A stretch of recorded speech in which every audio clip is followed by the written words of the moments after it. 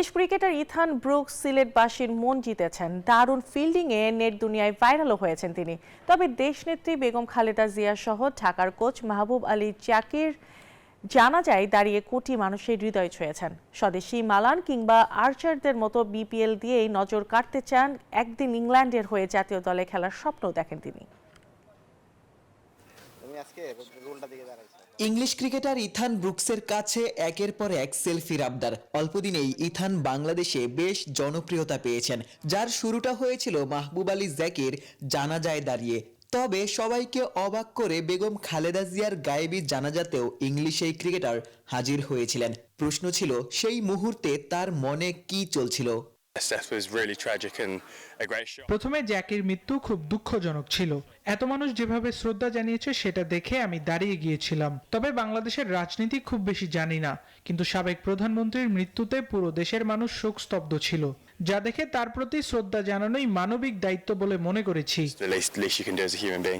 মাঠের ক্রিকেটেও নজর কেড়েছেন ইংলিশ এই ক্রিকেটার। দুর্দান্ত ফিল্ডিংয়ে মুগ্ধ করেছেন সিলেট টাইটান্সের সমর্থকদের। শামীমের অবিশ্বাস্য ক্যাচ নিয়ে ইংল্যান্ড থেকেও মেসেজ পেয়েছেন। ইথানের মতে যে ক্যাচ তার ক্যারিয়ারের অন্যতম সেরা ক্যাচ। আমার ক্যারিয়ারের অন্যতম সেরা ক্যাচ। আমি জানতাম ক্যাচটা ধরবই। রোপ থেকে একটু দূরেই ছিলাম, তাই লাফ দিয়ে ভেতরে ফিরতে সুবিধা হয়েছে। অনলাইনে এত ভাইরাল হওয়াটা আর দর্শকদের ভালোবাসা পাওয়াটা সত্যিই দারুণ।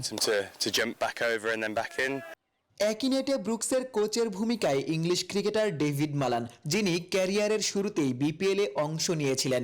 মালান আর্চারদের মতো ইথান ব্রুকসও বিপিএল দিয়েই নজর কাটতে চান। একদিন ইংল্যান্ড দলেও সুযোগ পাওয়ার অপেক্ষায়। এই টুর্নামেন্ট আগেও অনেক খেলোয়াড়দের জন্য দারুণ পথ তৈরি করেছে। জাতীয় দলে খেলার স্বপ্ন অবশ্যই আছে, তবে আমি বিশ্বাস করি আপনি যদি যথেষ্ট ভালো হন সুযোগ নিজেই আসবে।